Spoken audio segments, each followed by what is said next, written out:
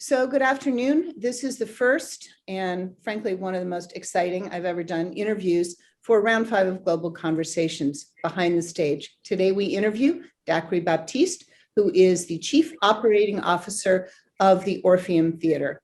And Dacquiri, welcome. Thank you for having me. I'm so excited to be here.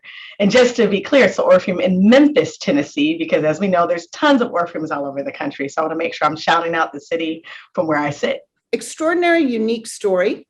Walk us through a little bit how you came into this job. And I know you were at Albanelli for a while, and it just sounds like you've been collecting capacities and collecting job skills every place you go. I couldn't agree with you more. Of course, I consider the road that I traveled one less traveled to get me to where I'm sitting today. I have definitely, like many other folks around this country, studied dance at a young age, fell in love with it, did it from the time at age 3, loved it so much that I went to a performing arts high school in Los Angeles, California, Los Angeles County High School for the Arts, which I'm very proud to say I'm a graduate of that school. So many great, talented artists have come out of that particular high school.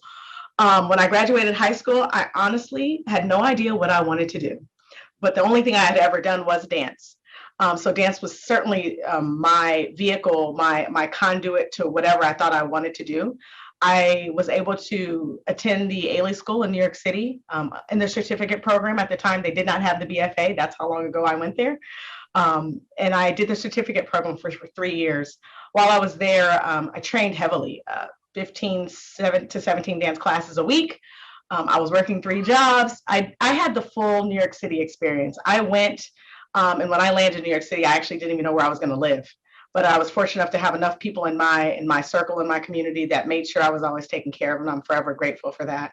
But with that type of tenacity and that type of kind of just, I don't know, gusto, I just persevered. And I was persevered because of the people that I was surrounded by. So anyway, I went to the school for 3 years. While I was in the school, I was on work study. And, you know, as a young dancer, as someone that takes ballet and does whatever, you don't realize the enormity of organizations that support those arts and make them come to fruition so that a student like myself could come and attend. You don't know that there's a development department and marketing and administrative. You just, that's not something you ever know about, and not to that degree, especially in the New York City organizations. So I got to essentially almost intern, if you will. I worked at the front desk. I worked in marketing, I worked in development, I did all the things, and I worked in finance, where they certainly welcomed me. And all I was really doing was sitting at the end of a desk and sorting checks. But that to be said, I was seen. I was seen in those various capacities outside of my tights and leotard, but seen as someone that could take direction, that was eager to learn, and just willing to do whatever it took to make sure that the organization always shined. So I was afforded an opportunity at the end of my 3-year term to go on tour with the company as the merchandise manager, merchandise coordinator, whatever the title was at that time. I had worked at Express, so I said, hey, if I can sell jeans, I can sell some t-shirts on tour with the best company in the world. So that's what I did. I packed up my stuff and went on tour with the company on their domestic tour. And as many know, the Albanelli American Dance Theatre is one of the most touring dance companies really in the world. So I believe it was a 13-week tour that started in Detroit, Michigan that year. And funny enough, at that theater that year, my current boss was in leadership at that theater at that time. So my current boss now was indeed kind of some sort of connected in some sort of way to that theater in Detroit. So that's Brett, right? That's Brett Batterson. Absolutely. So did the tour, had a great time. At the end of the tour, they were like, you did a great job. Come back and do it again next year. And I said, that's great. But what am I going to do for the next 6 months? And it was like the heavens opened up and someone said, well, what do you want to do? How often does that happen to anybody in their career? What do you want to do? Hey, I want to learn more about this production thing. It seems really cool. So they created a position called the assistant to the company manager role, which was wonderful because then that opened up a completely different world of opportunity that I never had, which was traveling internationally and doing administrative work for a fantastic company. And that's exactly what I did. And at every turn, I asked questions. My friends that I still have to this day, who I consider my brothers and sisters, they will tell you I was as green, if not more, than those boxes sitting behind you. I wanted to learn how to roll the floor, hang lights, call shows. I wanted to learn it all, and they were my best teachers. I learned on the road. I learned from the dancers how to pack, how to, how do you eat on a budget when you're on tour and all those things. And I sucked it all up because I was so eager to want to know. This was, again, a world that I never knew about, and that many other people, you come to a performance, you're like, that's fantastic. And you go home and you talk about it, but you don't realize how much hard work goes into getting that curtain up and down every single night. Tell me a couple stories about what you do when things go wrong, because this behind the stage group of amazing women, it seems like there's a plan, it's carefully detailed, but stuff happens.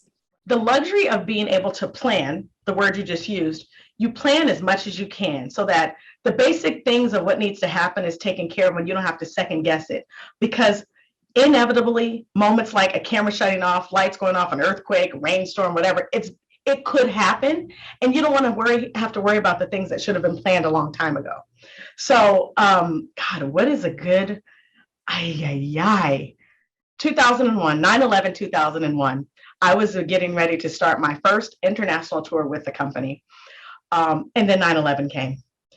We were going to do a tour to London, Athens, Thessaloniki, and Paris. That obviously got stalled because of what happened, unfortunately, in our nation and at the World Trade Center right in New York City. And so we had to stop and figure out, how were we still going to be able to do this? There was never a moment where we said, we're not going to do it. The mindset was, how are we going to do it? Our cargo was stuck in the English Channel. We had no cargo. How are we going to, and we're going to not go to London. We're going to go straight to Athens and perform at the most amazing space, which is the Herod Atticus Theatre right at the foot of the Acropolis. How are we still going to deliver to those people? So we figured it out. We sent people to the Gap to buy costumes. We reorganized, myself working with the company manager, reorganized the travel plans. We were able to enlist security to make sure we traveled safely in and out of the cities and countries that we were going to. You automatically pivot because it's never, we're not. It's always, how are we going to reinvent what we're doing? Also talk about, you're new to your job, right? I am new. I'm new to this job here in Memphis. And so I would like to think for the last 5 years, assuming the role as partner, spouse, mother, I started, I worked with Alvin Ailey for about 19 years. And so in those last 5 years of that time, that's when I assumed this new role, a new big role that I wanted to also excel at, also plan what I could, and always know that it's still going to have to happen no matter what in that role. It's a struggle. It's a struggle because I am so passionate, and I want the art to shine always. I always want to be at work. I love being at the theater. I love coming to do what I do. But once I had a family, I was torn because I also want to be a part of every single moment that's happening there. So I will tell you, my spouse, Daven, is amazing because my first 5 years when I was still touring with Ailey, he agreed that they would just come on tour with me.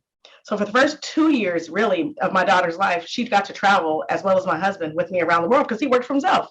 So my daughter had the lovely opportunity to travel to London and South Africa and Switzerland, all these places, because that's what my work required. And so I am forever grateful and continue to be, because I love doing what I do. And I think my family recognizes that. And so I figured out a way to marry those two things together. Now, sitting in this seat here in Memphis, obviously I don't tour. I do have the opportunity to be home just about any night I want to be home, and make my schedule such that it's adaptable to that. I didn't think a world like this existed, to be honest. I didn't think that this was a reality, being a woman, being a wife, having children, and feeling great and feeling like I could at least have my hands in both sides in a very consistent way. And so I feel good about that every night. It's almost a dream. Do you have any favorite moments? Now let's flip to the other side, which is the good stuff. Do you have any favorite moments? It sounds like you've got a suitcase full of favorite moments from Ailey that you want to talk about, or the Orpheum in Memphis. Oh my goodness, a plethora of favorite moments. I think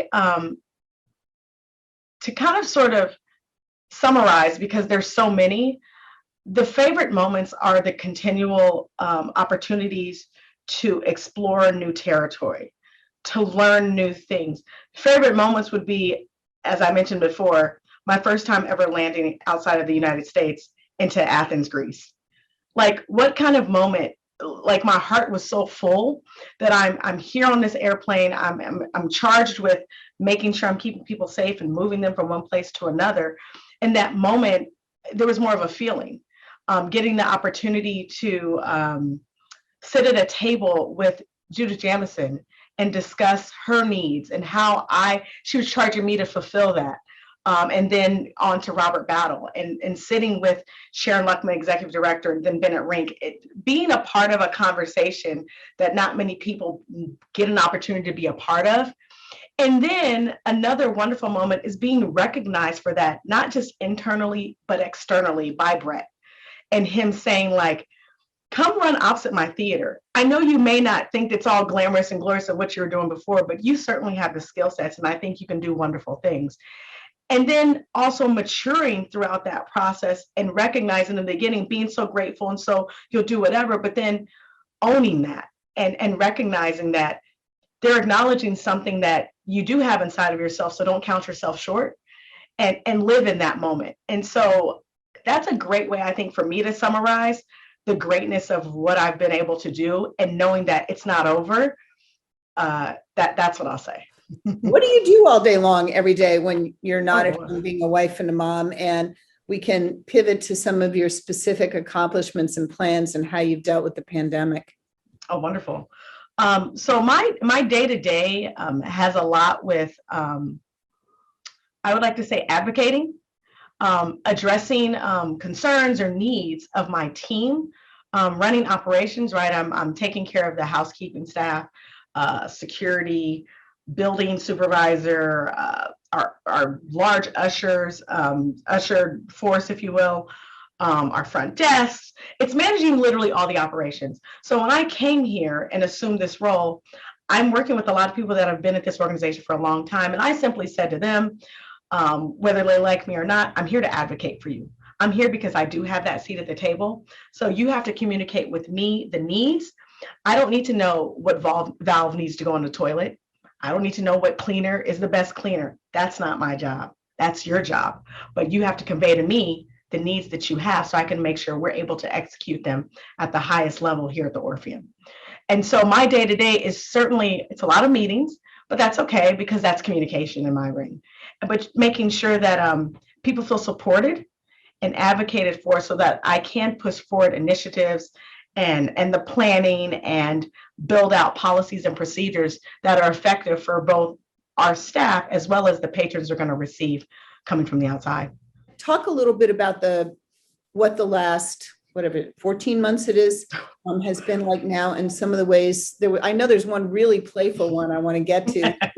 You and Beth did, but talk about how you've adjusted. And from what I can tell, the SVOG process has been a thing. How's that? How's that for polite? For a lack of better word. So let's see, if I go back to March 2020, what a shell-shocking moment for our industry. And again, as I started off in this conversation talking about, we plan. We're a unit, a business that plans so that we can provide and share.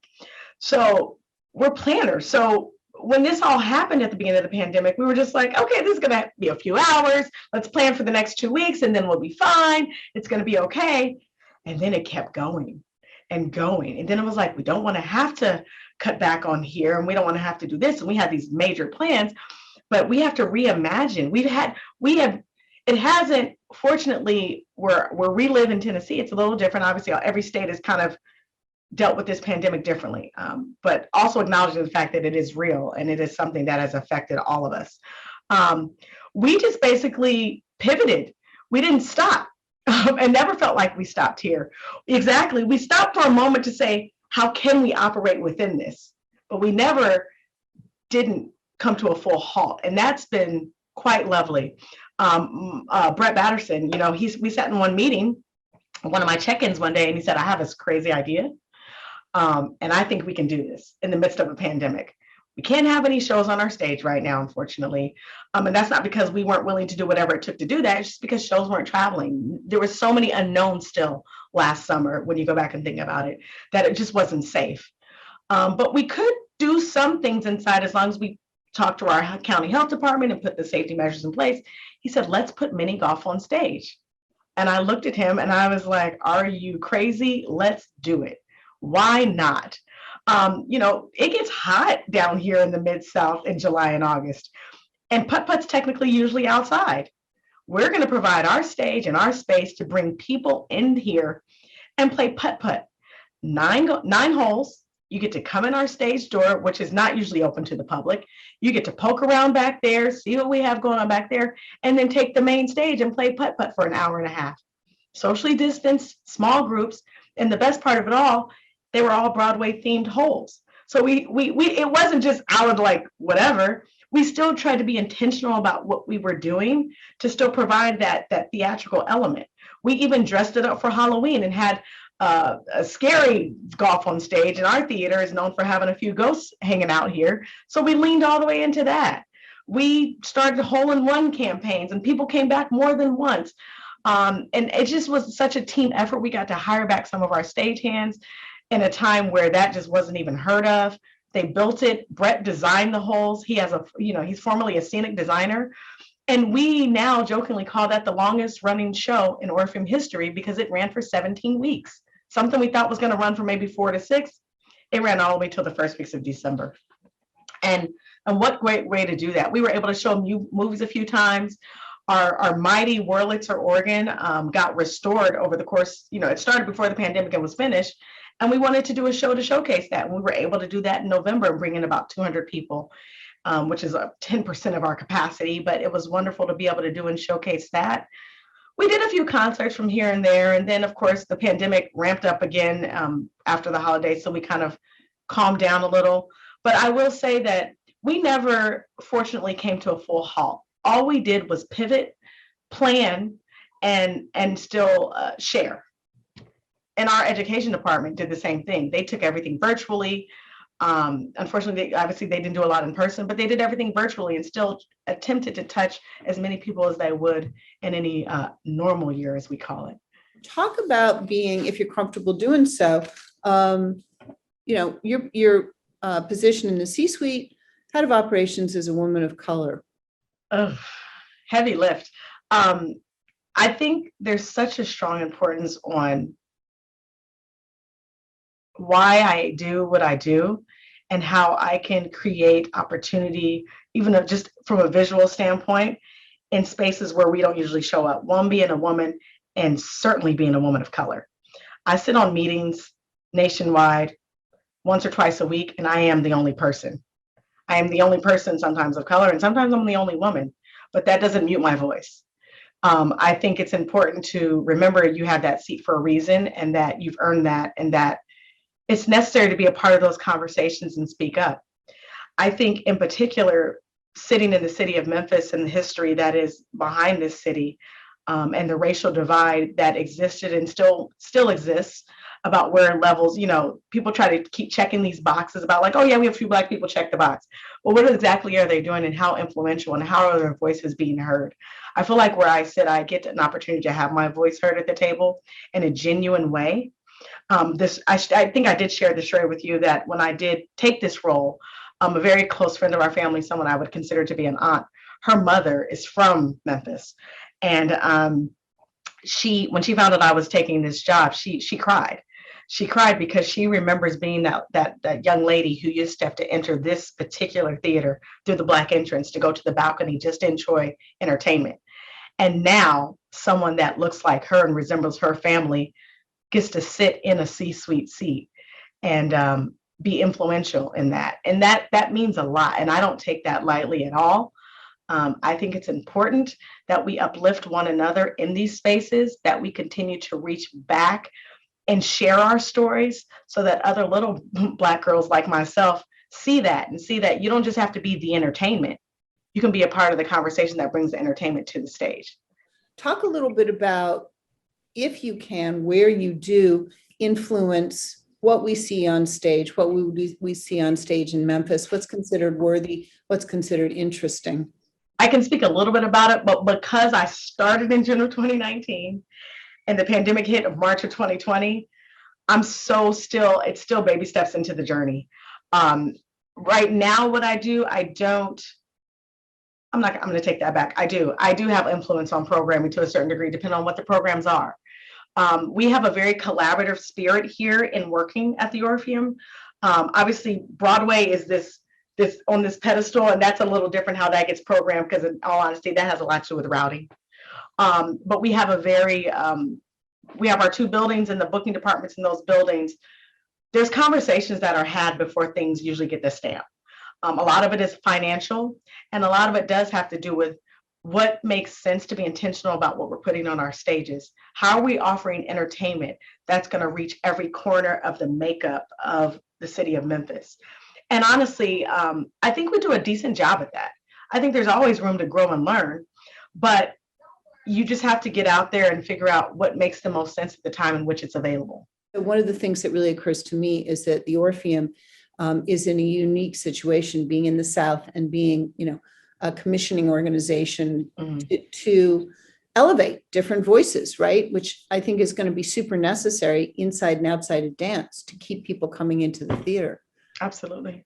I agree with you 100%. I know pre-pandemic and even throughout, the conversation has been started about how do we specifically with dance, how do we amplify local voices as well as the national voice on, I don't want to demean these companies by saying lower scale, but away from the top, the top ones. And how do we educate the local audiences on dance to know that there's more than just those major companies, and there's all these other amazing companies out there. There's all these beautiful choreographers that can be seen, heard, and shown in our spaces. So creating some sort of a series where we can take a nod to that. So I don't want to say too much because it's still in the works, but know that we are aware and we are working and will continue to do so, is work with our local arts and dance specifically organizations, and how do we nurture them, continue to nurture them, highlight them in whatever ways they feel like they need to be supported. Because one of the bigger things is when we think about helping, we can't come up with an idea of how we think we're going to help. We actually need to go to these companies and say, how do you need help? How can we, where we sit, support the needs of what you're doing? And if there's a way to do it, let's come to the table together and figure out a way to make it work, or be able to redirect where those resources can be done. I wanted to ask you how far in advance the Orpheum does plan, which then leads into, and you can't tell us everything, but leads into the exciting plans you have going forward. We certainly plan at least 3 to 4 years in advance. And that obviously, again, we are a Broadway house, which is super exciting. And for me, it's very exciting because now I'm getting to dive into a world that I kind of sort of was just a ticket holder at. And now I'm on the other side, which is fantastic. And I love when the Broadway shows are in house and they're rehearsing during the day, because I could be at lunch eating a salad and listening to some Aladdin or some Lion King or something. Can't wait for that to come back this fall. But nevertheless, we certainly do start planning at least 3 to 4 years out. And that has a lot to do with how Broadway schedules. Because since we consider that to sort of be our anchors for scheduling, we always want to make sure we create the space for that. And then we kind of go in. So then there's concerts that come, which that's ever changing. So that stuff is popping up every day about stuff 2 months from now. But the calendar certainly opens up 3 to 4 years in advance, and then things just start dropping in. And then as far as when booking dance, because we do tend to have at least dance once in a season for sure, and then other things come from that, but one major company, if you will, a year, at least two years about that, because that's when they have to schedule as well. Anything else you want to tell us about what may be coming out in your Orpheum? And also, for those who don't live in Memphis, I would assume that you have a website that has content that might be really interesting for folks. Absolutely. I think the biggest thing to say that's happening here in Memphis, and specifically at the Orpheum, is we are gearing up to welcome back our favorite guests, which are our patrons. We are so excited to open our doors. officially, they've never been closed, as I mentioned before, right? So it's hard to say that without like also acknowledging the fact that we are fortunate that we never really had to officially close our doors and put a chain on and say, see you in a few months. But the big grandiose Broadway's coming back. It's so exciting. Major concerts are coming back at full capacity. It's so exciting. Really being able to welcome everybody back and then building on those themes. Those shows are coming back. So what more can we do to be interactive? How can we get back out into our communities and welcome people in? Memphis right now is in this bubbling place where there are hotels popping up behind us and restaurants, and this whole city as a whole is moving forward and moving up, and we're along for the ride. We're doing the same thing. We can't wait to bring people back, because we know when people come back into our doors, they're also supporting the local businesses. They're going to those restaurants around town. They are paying parking attendants, and they're supporting what we do here. Supports our radius around this tri-state area, which we call, right, Arkansas and Mississippi are our neighbors. People come from near and far to come here to see our productions.